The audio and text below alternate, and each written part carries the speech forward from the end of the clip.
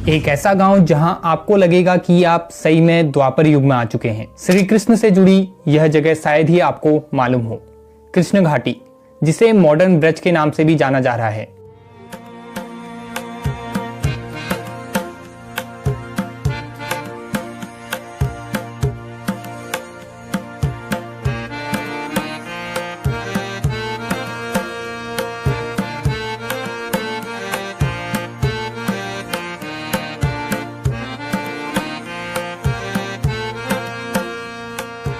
यहाँ आपको लगेगा कि आप पुराने समय की ब्रज भूमि में पहुंच गए हैं, जहाँ सभी लोग आपको धोती कुर्ता पहने, सर पर तिलक लगाए और वहीं औरतें साड़ी में नजर आएंगी। रास्ते में लोग मिलेंगे तो वो आपसे हेलो हाय नहीं बल्कि हरे कृष्णा बोल के आपको नमन करेंगे। लेकिन हैरान तो आप तब हो जाओगे जब आपको पता चलेगा कि यह जगह भारत में है ही नहीं। कृष्ण घाटी, इंग्लिश में कहें तो कृष्णा वैली, 660 एकड़ में फैला यह गांव यूरोप में स्थित है। बुदापेस्ट, जो कि हंगरी की राजधानी है, वहां से यह गांव 180 किलोमीटर साउथ वेस्ट डायरेक्शन में स्थित है, जहां हमारे भारतीय लोग अपनी संस्कृति को भूल वेस्टर्न कल्चर को अपना रहे हैं। वही विदेशी लोग अपने कल्चर को छोड़ हमारी संस्कृति को अपना रहे हैं और साथ ही साथ इसका महत्व भी समझ रहे हैं। ऐसा ही एक उदाहरण है हंगरी का यह छोटा सा गांव कृष्णा घाटी, या कहे Krishna valley, also known as new Brajdham.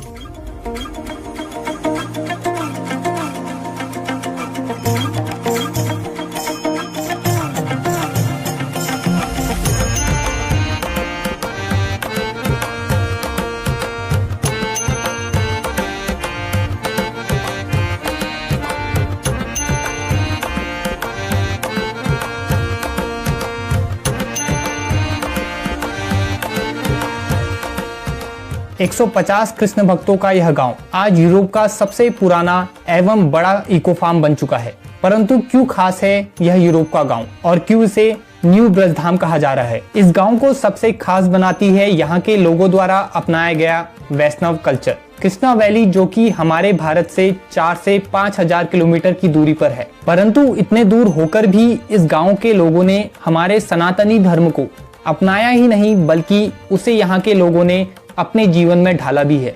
Vrindavan, जो कि कृष्ण जी की भूमि है, यह भारत की राजधानी दिल्ली से साउथ की तरफ 3 घंटे की ड्राइव पर है। ठीक ऐसे ही कृष्णा वैली, जिसे न्यू वृंदावन कहना गलत नहीं होगा। बुदापेस्ट, जो कि हंगरी की राजधानी है, वहां से यह साउथ की तरफ 3 घंटे की ड्राइव पर है। बुदापेस्ट में 4 रेलवे स्टेशन है, जिनमें से एक का नाम दिल्ली है। परंतु कैसे सबसे अलग है यह कृष्णा वैली? अगर आप यहाँ के प्रवेश द्वार से अंदर एंटर करेंगे तो आप पाओगे एक बिल्कुल अलग दुनिया, एक ड्रीम विलेज, यानी कि सपनों का गांव।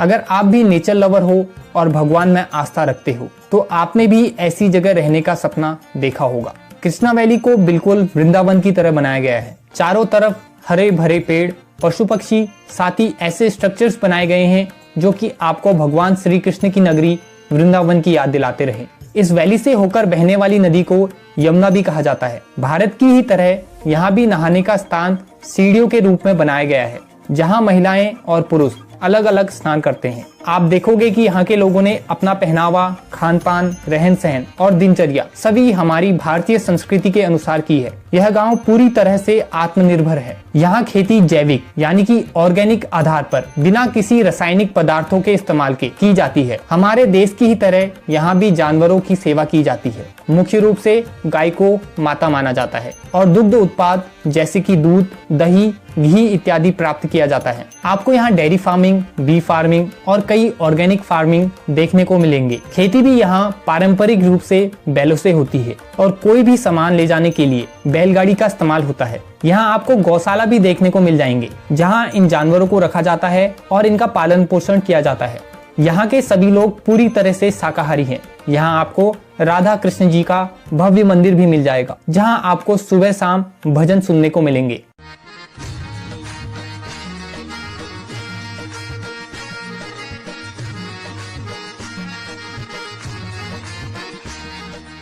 यहाँ के लोग ईश्वर प्रेमी हैं और ईश्वर केंद्रित जीवन शैली जीना पसंद करते हैं। यहाँ कोई भी उत्पाद हो, उसे सबसे पहले श्री कृष्ण जी को भोग लगाया जाता है। यहाँ के स्कूलों में भी आप देखोगे कि यहाँ के बच्चों को मूल शिक्षा के साथ साथ धार्मिक एवं वैदिक शिक्षा भी दी जाती है। बच्चों को छोटी उम्र से ही भागवत ज्ञान दिया जाता है ताकि उनकी ईश्वर के प्रति आस्था एवं विश्वास बढ़ सके।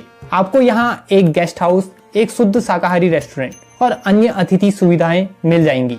कृष्ण घाटी में हर साल 30,000 से भी ज्यादा टूरिस्ट आते हैं, जिनमें से 10,000 तीर्थ यात्री होते हैं। यहाँ के लोग भारतीय त्योहारों को भी बड़ी ही धूमधाम से मनाते हैं।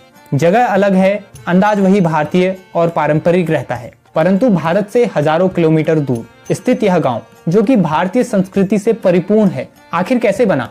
इस गांव की स्थापना आज से करीब 30 साल पहले 1993 में शिवराम स्वामी द्वारा की गई, जो कि इस्कॉन के मेंबर हैं। इस्कॉन यानी कि international society for Krishna consciousness, जिसे हरे कृष्णा मूवमेंट के नाम से भी जाना जाता है। इसकी स्थापना हुई 1966 में और यह दुनिया भर में कृष्णा भक्ति एवं प्रचार के लिए प्रसिद्ध है। और इनके द्वारा बनाया गया यह गांव आज हंगरी का सबसे बड़ा हिंदू गांव बन चुका है। और हमें भी इस गांव से कुछ सीखना चाहिए और अपनी संस्कृति के महत्व को पहचानना चाहिए।